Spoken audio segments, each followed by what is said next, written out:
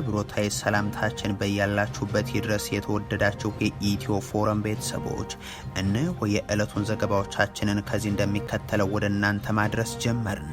አበይት ነጥቦቹን በቅድሚያ መከላከያ ሰራዊቱ በተለያዩ ስፍራዎች በርካቶች የተገደሉበትን ጦርነት አደረኩ ብሏል። የፋኖ ኃይሎች የሰራዊቱ ካምፖች ላይ ጥቃት እንደዚሁም ስምሪቶች ላይ ያጻፋ እርምጃን ወስደናል ሲሉ ገልጿል። የኦህዴድ ብልጽግና ሹማምንት ደግሞ በወልቃይት ሰላም አስከብረናል ሲሉ ተናግረዋል። ወደ እናንተ ይደርሳል። የአራት ኪሎ አስተዳደር በትግራይ የሀገር አቀፍ ፈተና ጊዜን አራዝም ያለው አለም። የትግራይ ትምህርት ቢሮ ደግሞ የራሱን ፈተና አዘጋጅቶ ተማሪዎችን ሊፈትን ስለመሆኑ አሳውቋል። ተጨማሪውን ይዘናል። ይህ በእንዲህ እንዳለ የመቀለ ከተማ አስተዳደር በቅርቡ ከተሰራጨው የአፈሳ ቪዲዮ ጋር በተያያዘ ምላሽ ሰጥቷል። ከዋና ጠላቶች በላይ ጠላት የሆኑ አካላት የትግራይ ዋስትና የሆነው ቲዲኤፍ ላይ ዘምተዋል ሲልም ከሷል። ታደምጡታላችሁም። ጠቅላይ ሚኒስትሩ ሀገር እንዴት እንደሚገነባ የማያውቅ ያሉትን ፓርላማ ነገ ይሰበስባሉ። ተሰናባቾቹ የፓርላማ አባላትም ለሚያቀርቧቸው ጥያቄዎች ምላሽ እንደሚሰጡ ይጠበቃል። ይህንንም ጉዳይ እንመለከታለን። የብልጽግናው መንግስት በየዓመቱ ለትምህርትና ለጤና የሚመድበው በጀት እያሽቆለቆለ መሆኑን የተባበሩት መንግስታት ገለጸም። ኢትዮጵያ በነዳጅና ማዳበሪያ ዋጋ መናር ዜጎች እየተጎዱባቸው ከሚገኙ ከቀዳሚዎቹ ውስጥ ሆናለች ሲልም አሳውቋል። ሌላኛው መረጃችን ነው። የኢራን ከፍተኛ ባለስልጣናት በታደሙበት የቀድሞው መሪ አያቶላህ የቀብር ስነ ስርዓት ላይ ጠቅላይ መሪው ሳይገኙ ቀሩም። የተወደዳችሁ የኢትዮ ፎረም ቤተሰቦች አብራችሁን ስትቆዩ እነዚህንና ሌሎችን መረጃዎችን ታደምጣላችሁ። ሰናይ ቆይታ ይሆንላችሁ። መከላከያ ሰራዊቱ በተለያዩ ስፍራዎች በርካቶች የተገደሉበትን ጦርነት አደረኩ ብሏል። የፋኖ ኃይሎች የሰራዊቱ ካምፖች ላይ ጥቃት እንደዚሁም ስምሪቶች ላይ ደግሞ የአጻፋ እርምጃዎችን ወስደናል ሲሉ አሳውቋል። የኦህዴድ ብልጽግና ሹማምንት ደግሞ በወልቃይት ሰላም አስከብረናል ሲሉ ተናግሯል። ከሰሞኑ ፊልድ ማርሻሉ ከነአማካሪያቸው ያረጋገጡት ግን የብልጽግናው የሲቪል ባልደረቦቻቸው የሚክዱት የሀገሪቱ ነባራዊ ሁነት እርስ በርስ ጦርነትና ትርምስ ውስጥ ነን የሚለው ነው። ስርዓተ አልበኝነት የነገሰበት፣ ሰላምና ልማት የጠፋበት፣ ዳር ድንበር መከላከል የማይቻልባት አገር ሉዓላዊነቷን ያጣች፣ እርስ በርሱ የሚተላለቅ የውጭ ጠላት እንደፈለገ ገብቶ ዜጎቿን የሚያጨርስበት የሞት የመከራና የሰቆቃ አገር እንደሆነች መወሰድ ይገባዋል። ውስጣችን እየታመሰ ነው ያለው። በዚህ ወቅት የአገዛዙ ማህበረሰብን ለይቶ የማዳከም ፕሮጀክቱ ተረኛ ህዝብ የአማራ ህዝብ ሲሆን በየቀኑ ውጊያ የሚደረግበት ያሰማራው ሰራዊት ጄኔራሎችና አዛዦችም የክልሉ ወጣቶችን ደመሰስን የሚል የሀገርን ዜጋ የመግደል የጀብድ ሪፖርት የሚያቀርቡበትም ሆኗል። በቅርቡ ብልጽግና የጦርነቶች መበራከትን ተከትሎ የመሰረተው 10ኛ እዝ ያወጣው ሪፖርትም በሰሜን ጎንደር ደባርቅና ዳባት ዙሪያ ጽንፈኛውን ደመሰስኩ ይላል።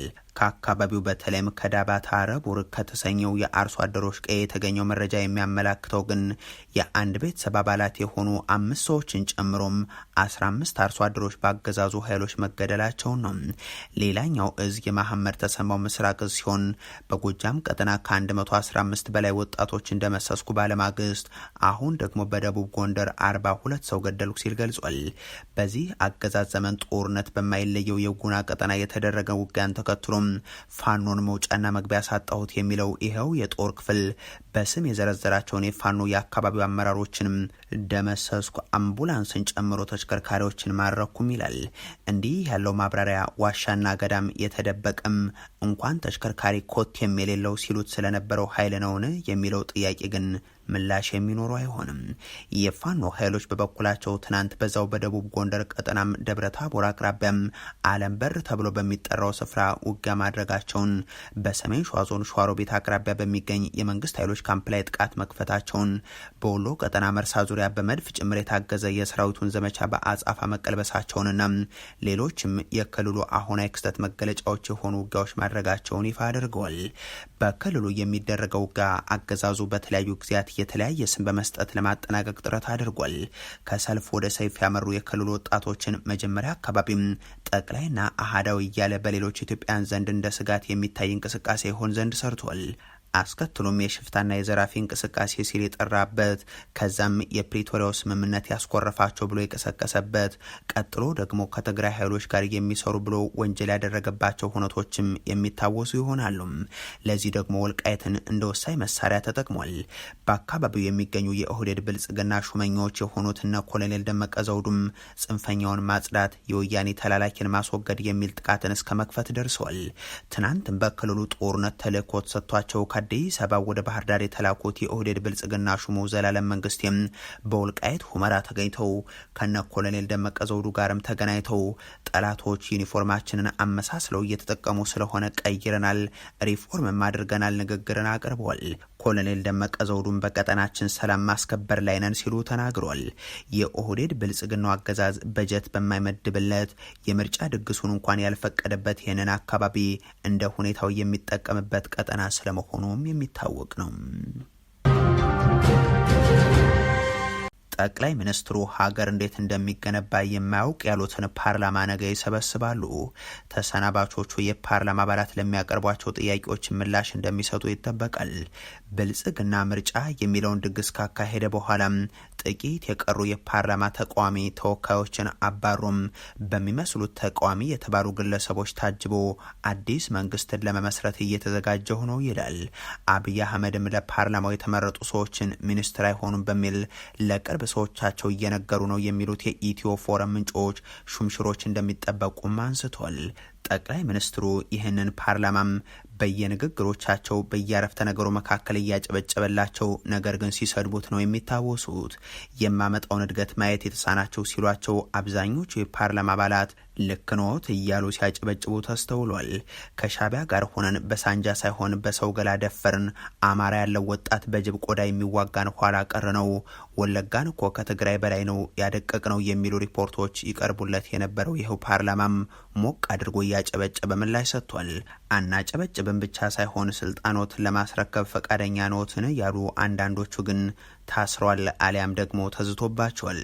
ይህ ፓርላማ የአንድ ሀገር መሪ በመሆናቸው ያገኙትን ገንዘብ አትጠይቀኝም፣ እንዳውም ስለ ሀገር ግንባታ አታውቅም ተብሎ የተነገረውም ነው። ጠይቀኝ አይችልም። ቢኮዝ ለእንጦጦ 1 ብር አልሰጠኝም። እናንተ መጠየቅ ያለባችሁ ለመንገድ 56 ቢሊዮን ብር ሰጥተን ስናበቃ መንገድ አልተሰራም። ለትምህርት ሰጥተን ስናበቃ ትምህርት አልተሰራም። ለጤና ሰጥተናል፣ አልሰራችሁም። ትክክል ነው። እናንተኛ መቆጣጠር አለባችሁ፣ ማድረቅ አለባችሁ። 1 ብር ባልወጣበት ፕሮጀክት ከዚያም ከዚህም ተለምኖ ሲሰራ ግን አቃቂር ማውጣት ሀገር እንዴት እንደሚገነባ ካለማወቅ ጠቅላይ ሚኒስትሩ ነገ እንዲህ ሲሉት የከረሙትን ፓርላማም ምናልባት ለመጨረሻ ጊዜ እንደሚሰበስቡት ይጠበቃል። ከተሰናባቾቹ የፓርላማ አባላት ለሚቀርቡላቸው ጥያቄዎች ምላሽ ይሰጣሉ ተብሏል። የፓርላማ አባላቱ ነገ በንባብ የሚያቀርቡት ጥያቄ ግን አስቀድመው እንዲያስገቡ መደረጋቸውንም ኢትዮጵያ ኢንሳይደር ዘግቧል። አባላቱ የጥያቄያቸው ማጠንጠኛ ነው የተባለው የተላከላቸው ባለ 32 ገጽ ሰነድም የሰላምና ደህንነት ግንባታ ስራዎች፣ የውጭ ግንኙነትና ዲፕሎማሲም እንደዚሁም የኢትዮጵያ ሀገራዊ ምክክር ኮሚሽን የብልጽግና አፈጻጸሞችን የሚዳስስ ነው ተብሏል። ጠቅላይ ሚኒስትሩም የተለመዱ አደግን ተመነደግን ሪፖርትን አቅርበው ከዛም ጦርነትን ሙሉ በሙሉ አሊያም በከፊል ያወጁባቸውን የሀገሪቱን የማህበረሰብ ክፍሎች ላይ ሲዝቱ ጎረቤቶችን ሲያስጠነቅቁም ኢትዮጵያ እያሉ ስለመንበራቸው መጽናት ሲያብራሩ እንደሚውሉም ይጠበቃል። አስቸኳይ ስብሰባ የሚያስፈልገው ጉዳይ የማይከሰት ከሆነም የነገው የፓርላማ ውሎ ባለፈው የብልጽግናው የምርጫ ድግስ ያለፉ የፓርላማ አባላት ጠቅላይ ሚኒስትር አብይ አህመድ በተገኙበት የሚያካሂዱት መደበኛ የመጨረሻ ስብሰባቸው ይሆናል። የአራት ኪሎ አስተዳደር በትግራይ የሀገር አቀፍ ፈተናን አራዝም ያለው አለም። የትግራይ ትምህርት ቢሮ ደግሞ የራሱን ፈተና አዘጋጅቶ ተማሪዎችን ሊፈትን ስለመሆኑ አሳውቋል። በዚህ ክልል ገዳዩ ጦርነት ከተደረገም አሁንም ገንዘብ ነዳጅና በጀት ከልክሎ እንዲቀጥል በተደረገበት ሁነት የትምህርት ዘርፉ ስርዓታዊ ጥቃት ሰለባ መሆኑ የሚታወቅ ነው። ከዛ ጦርነት በኋላ በትግራይ ከ14 ሺህ በላይ መምህራን ጠፍቷል። ከ1 ሚሊዮን በላይ ተማሪዎች ዛሬም ወደ ትምህርት ገበታ አልተመለሱም። አብዛኞቹ ትምህርት ቤቶችም ወድመዋል አሊያም የተፈናቃዮች መጠለያ ካምፕ ሆኗል። በእነዚህ ሁሉ ችግሮች መካከል አልፈው የ12ኛ ክፍል ሀገር አቀፍ ፈተናን የሚወስዱ ተማሪዎች እንደገና ፖለቲካዊ መጠቀሚያ መሆናቸው ግን ሌላኛው አሳዛኝ ገጽታ ነው። የብርሃኑ ነጋው መስሪያ ቤት የፖለቲካ መጠቀሚያ ያደረጋቸው እነዚህ ተፈታኝ ተማሪዎችን ጉዳይ በተመለከተም አዲስ ማብራሪያን አቅርቧል። በሁሉም ክልሎችና የከተማ አስተዳደሮች ያሉ የዚህ ዓመት የ12ኛ ክፍል ሀገር አቀፍ ተፈታኞች በበየነ መረብ ፈተናቸው እየተሰጠ እንደሚገኝ ይታወቃል። የመሰረተ ልማት ተደራሽነትና የኮምፒውተር እጥረት ባለባቸው ስፍራዎች ደግሞም በቀጣይ ቀናት በወረቀት ተመሳሳይ የሚከናወን ይሆናል። በትግራይ ክልል ተይዞ የነበረው ይህ መርሃ ግብር ግን በ4 ኪሎ ሹማምንት በኩል ምክንያቱ ግልጽ ባልሆነ መንገድ እንዲሰረዝ ተደርጓል። የትግራይ ትምህርት ቢሮ ግን ፈተናው በአውሮፕላን የሚመጣና በፌደራል ፖሊስም የሚጠበቅ በመሆኑ ወደ ትግራይ እንዳይላክ የሚያደርግ ምንም አይነት ምክንያት የለም ብሎም የሚኒስቴሩን ውሳኔ ፖለቲካዊ ውሳኔ ብሎታል።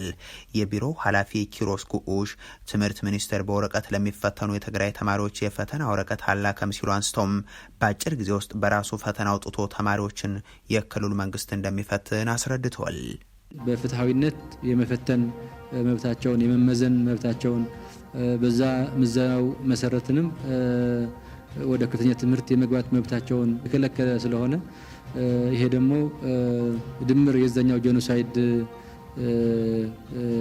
ቅጥያ ስለሆነ ትግራይ የራሳችን ፈተና እናዘጋጃለን። ኃላፊው ሰኔ 29 ቀን ዩኒቨርሲቲ ገብተው ከሐምሌ 1 ጀምሮ በወረቀት ሊፈተኑ የነበሩ ከ15300 በላይ የትግራይ ተማሪዎች በትምህርት ሚኒስቴር ምክንያት ፈተናው ስለቀረባቸው ወደ ዩኒቨርሲቲ እንዳይጓዙ ተነግሯቸዋለን ብሏል። የክልሉ ካቢኔም የፈተና ወረቀቱ በወቅቱ እንዲላክ ለፌደራል መንግስት ደብዳቤ አስተላልፏል።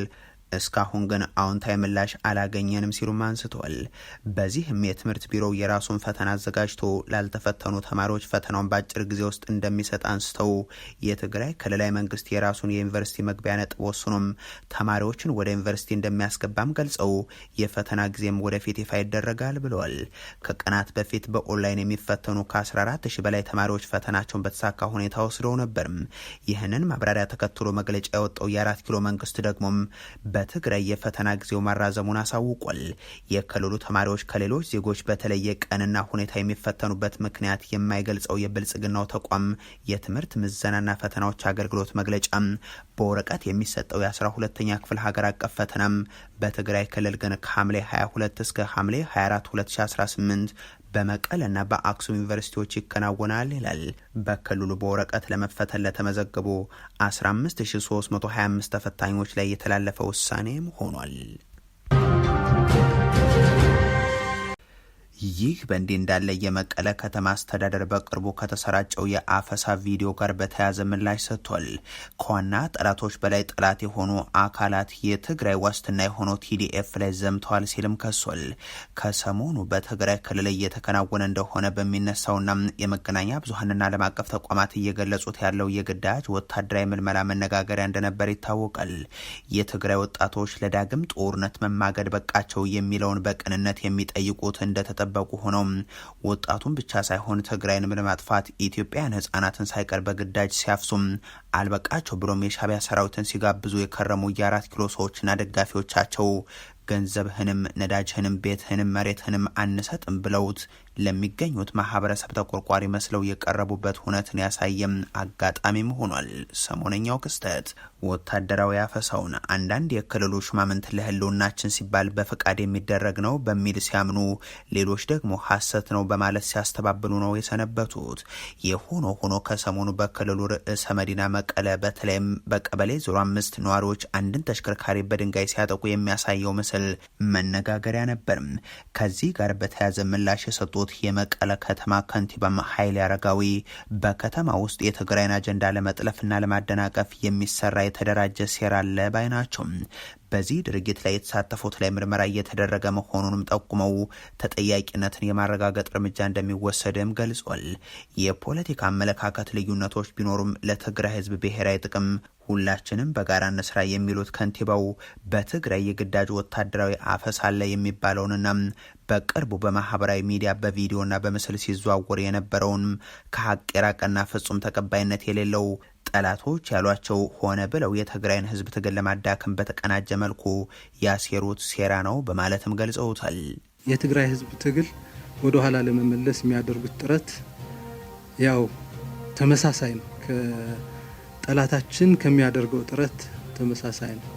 አንዳንዱም ከዛ በበለጠ አንዳንዱም ከዛ በእጥፍ ጠላቶቻችን ከሚያስቀምጡት አቅጣጫና ከሚያደርጉት ዲተረንስ ትግል በእጥፍ የበለጠ እውነት አገኘዋል።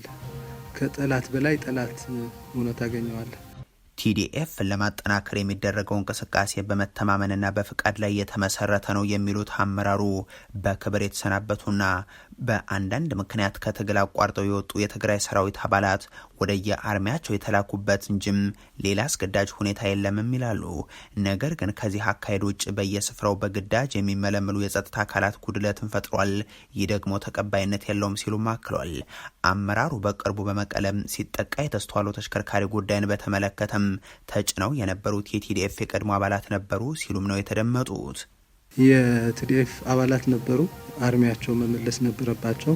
እዛው ማቆያ ስፍራ አድረው በጠዋቱ ወደሚሄዱበት ለመሄድ ባስ ላይ ሲሳፈሩ ከውጭ ሆነው ይህን ሁኔታ እንደ አጋጣሚ ለመጠቀም እና የትግራይን የትግል ሂደት ለመቀልበስ በተገቢው ተዘጋጅተው ቪዲዮ እንዲሰራጭ